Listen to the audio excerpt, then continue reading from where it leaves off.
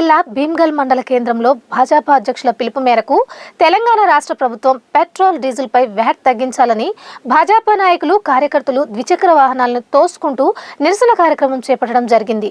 తెలంగాణ రాష్ట్ర ప్రభుత్వం వెంటనే పెట్రోల్ డీజిల్ పై వ్యాట్ ను తగ్గించాలని, ప్రజలపై పడుతున్న భారాన్ని తగ్గించడానికి కేంద్ర ప్రభుత్వం తన వంతుగా పన్ను భారాన్ని తగ్గించిందని, తెలంగాణ రాష్ట్ర ప్రభుత్వం కూడా వ్యాట్ ను తగ్గించి ప్రజలపై భారం పడకుండా చూడాలని భీమ్గల్ మండల అధ్యక్షులు మునిగి మైపాల్, దయ్యా ప్రవీణ్ ఈ సందర్భంగా రాష్ట్ర ప్రభుత్వాన్ని డిమాండ్ చేశారు. ఇంకా ఈ నిరసన కార్యక్రమంలో సంధ్యారాజు, యోగేశ్వర నరసయ్య, బీజేపీ నాయకులు, కార్యకర్తలు పాల్గొన్నారు. జిల్లా పార్టీ ఆదేశాల మేరకు పెట్రోల్పై ధరలు తగ్గించాలని రాష్ట్ర ప్రభుత్వాన్ని డిమాండ్ చేయడం జరిగింది. బీజేపీ పాలిత రాష్ట్రాలలో అన్ని రాష్ట్రాలలో తగ్గించారు. మొన్న పెట్రోల్స్గా తగ్గించడం కేంద్ర ప్రభుత్వం తగ్గించడం, ఇప్పుడు రాష్ట్ర ప్రభుత్వంగా పెట్రోల్ ధరలు తగ్గించాలని భీమ్గల్ శాఖ బీజేపీ తరఫున డిమాండ్ చేస్తున్నాం.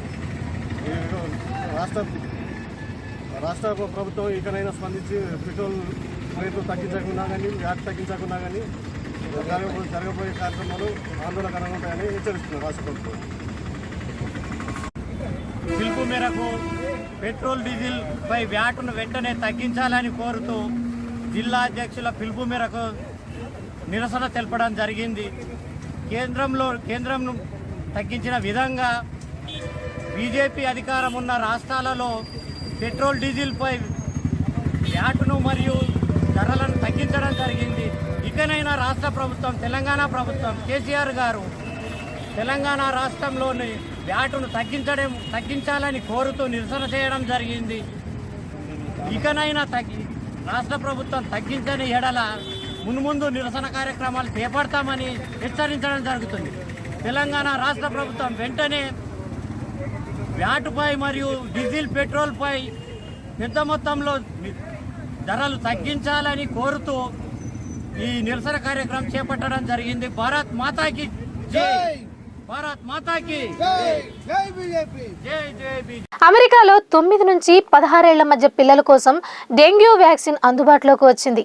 భారత్లో కూడా డెంగ్యూ నివారణకు ఈ తరహా వ్యాక్సిన్ తీసుకువచ్చే అవకాశాన్ని ప్రభుత్వం పరిశీలిస్తోందని ఈ రోజు రాజ్యసభ ప్రశ్నోత్తరాల సమయంలో విజయసాయిరెడ్డి ప్రశ్నించారు. దీనికి ఆరోగ్య శాఖ మంత్రి మన్సుఖ్ మాండవీయ జవాబిస్తూ ప్రభుత్వం టీబీ, డెంగ్యూ జబ్బులకు వ్యాక్సిన్లను అభివృద్ధి చేస్తోంది. వ్యాక్సిన్ నిపుణుల ఆమోదం, సిఫార్సుల అనంతరం ఈ 2 వ్యాక్సిన్లను ప్రభుత్వం ప్రజలకు అందుబాటులోకి తెస్తుందని తెలిపారు. Sir, the Center for Disease Control and Prevention of USA has introduced a new vaccine for dengue, which is made available for the children between the age of 9 to 16 years. My question to the Honorable Minister is whether Government of India is also planning to introduce similar vaccine for dengue in India for the children age between 9 to 16. Thank you. माननीय अध्यक्ष महोदय, इस TB के vaccine पर भी काम चल रहा है, डेंगू के वैक्सीन पर भी काम चल रहा है. उसका एक्सपर्ट ओपिनियन के आधार पर हम डिसीज करते हैं और जब हमें एक्सपर्ट ओपिनियन कहेंगे कि ये वैक्सीन करना है और वैक्सीनेशन पे जाना है, तब हम अवश्य जाएंगे. పులివెందులలోని వెంకటాపురం నందు ఎస్పీఎఫ్ రాష్ట్ర అధ్యక్షులు పైడిపల్లి కిషోర్, స్వతంత్ర శాస్త్రవేత్త డాక్టర్ శివశంకర్ పిలుపు మేరకు వెంకటాపురంలోని గ్రామ ప్రజలు, విద్యార్థులు దాదాపు 410 కేజీల బియ్యాన్ని మరియు కందిపప్పు, సోపులు, సరుకులు, నిత్యావసర సరుకులను వారు అందజేశారు. స్థానిక పులివెందులలోని వెంకటాపురం గ్రామంలో మరి వరదలు సంభవించినటువంటి ఆ యొక్క ప్రాంతానికి రాజంపేట, నందలూరు సమీపంలో ఉన్నటువంటి గ్రామాలకు సంబంధించి మేము ఇక్కడ విలేజెస్లో కొన్ని గ్రామాలు అడగగా పలానా విధంగా స్పందించి వెంకటాపురంలో ఉన్నటువంటి విద్యార్థులు అందరూ కూడా కలిసికట్టుగా ప్రతి ఒక్కరూ ఏం చేశారంటే స్వచ్ఛందంగా వచ్చేసి వాళ్ళు రైస్ కానీ, నిత్యావసర సరుకులు కానీ, ప్రతి ఒక్కరు కూడా నిత్యావసర సరుకులు అనేటువంటిది కూడా అందించడం జరిగింది.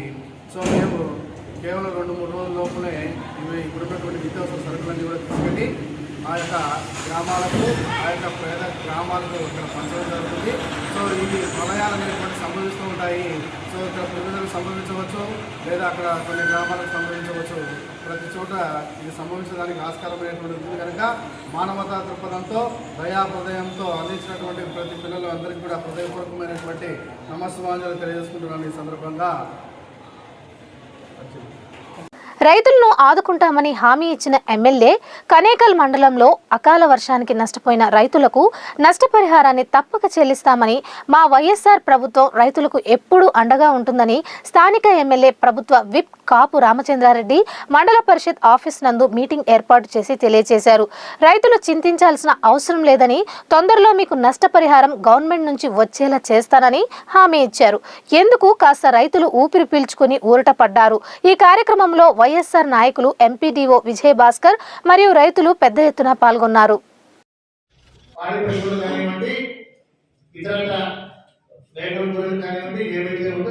ముఖ్యమంత్రి గారు అసెంబ్లీలో మాట్లాడుతూ క్లారిటీ ఇచ్చున్నారు. రైతుకు నష్టపోతే 20 రాశారు, 30 రాశారు, అలాంటి మాటలు ముందు ఉండకూడదు. నష్టపోయిన ప్రతి భూమిని కూడా ఇంట్లో నివేదికలో పొందుపరచాలి. ప్రతి ఒక్కరిని ఆదుకోవాలని చెప్పి ముఖ్యమంత్రి గారు చెప్పారు. ఆ విధంగా ఆయన సందేశంగా కూడా ఇక్కడ అందరికీ కూడా తెలియజేయడం జరిగింది. అదేవిధంగా ఎవరైనా కానీ నిజంగా నష్టపోయిన రైతుకు పరిహారం అందకపోతే దానికి సంబంధించినటువంటి వారిపైన బాధ్యత చెప్పి వాళ్ళపైన చర్యలు కూడా తీసుకోబడతాయని చెప్పి ముందస్తుగా వాళ్ళకి తెలియజేయడం కూడా జరిగింది. కాబట్టి ప్రతి ఒక్కరిని ఇల్లు నష్టపోయిందా, పశువులు నష్టపోయిందా, పంట నష్టపోయిందా, ప్రతి ఒక్కరిని ఆదుకోవడానికి ప్రభుత్వం సిద్ధంగా ఉంది. దానికి ఈ వరకు ఏమైతే జాబితా తయారు చేశారో దానికి మించి ఇంకా మిగిలిన ప్రతి ఒక్కరిని కూడా ఈ 2-3 రోజుల్లో కవర్ చేయాల్సిందిగా కూడా జరిగింది.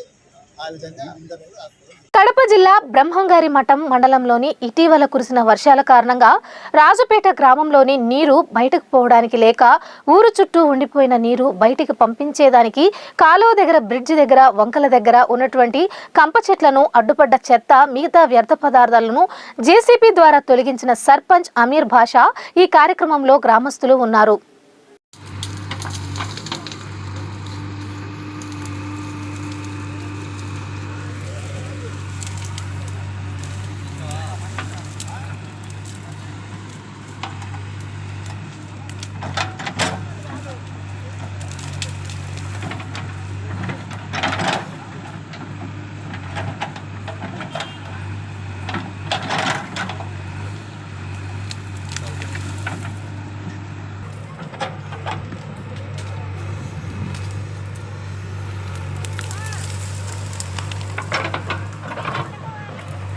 సౌకర్యాలను మెరుగుపరచాలని హైదరాబాదీయులు కోరుకుంటున్నారు. కడప జిల్లా బ్రహ్మంగారి మఠం నందిపల్లె గ్రామ నివాసి అయిన కీర్తిశేషులు మన్యం జయరాం రెడ్డి మొదటి సంవత్సరికం సందర్భంగా వారి కుమారులు అమ్మగంపల్లి సమీపంలోని బాలమ్మ వృద్ధాశ్రమంలో వృద్ధులకు నూతన వస్త్రాలు పంపిణీ చేశారు.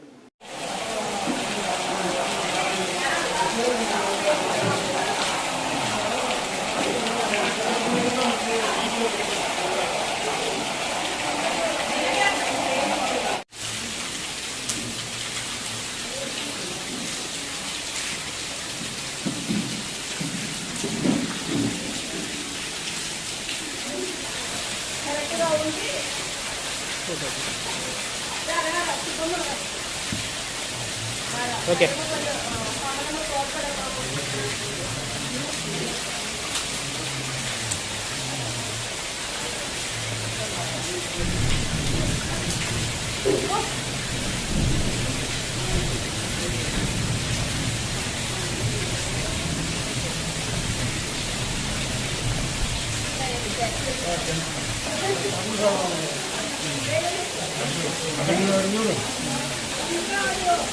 రైట్. ఓకే.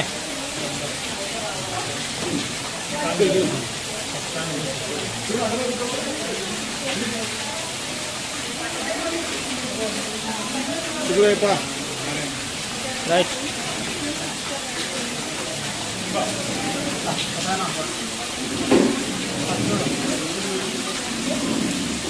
ఓకే.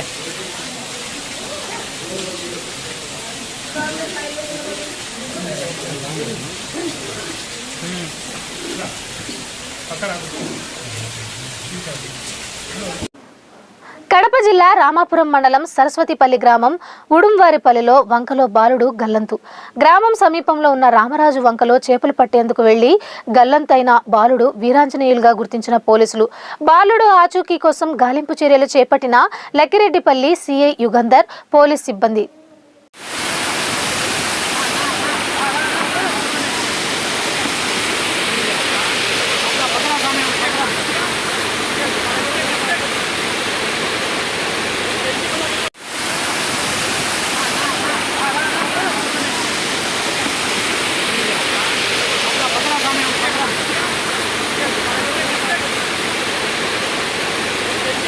కడప జిల్లా AP chief whip Gadikota Srikanth రెడ్డికి నిరసన సెగ రాయచోటి మండలం పెమ్మాడపల్లె గ్రామం గొరగపల్లిలో తుఫాన్ వల్ల దెబ్బతిన్న ఇళ్లకు ప్రభుత్వం మంజూరు చేసిన నష్టపరిహారపు చెక్కుల పంపిణీ కార్యక్రమంలో చీఫ్ విప్ శ్రీకాంత్ రెడ్డి నిరసన సెగ తగిలింది.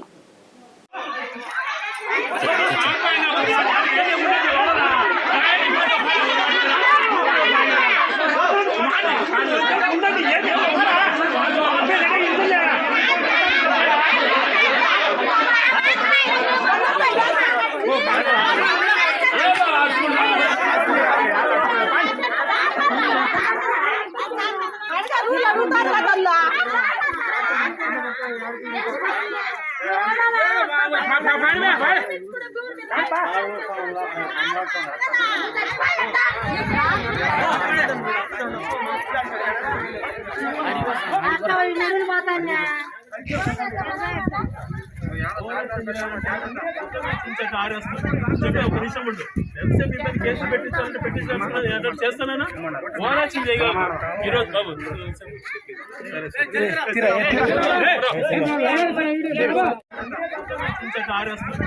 ఒక నిమిషం ఉండు ఎంతసేపు కేసు పెట్టించాలంటే పెట్టించాల్సిన చేస్తానా ఓరాక్షన్ చేయగా ఈరోజు బాబు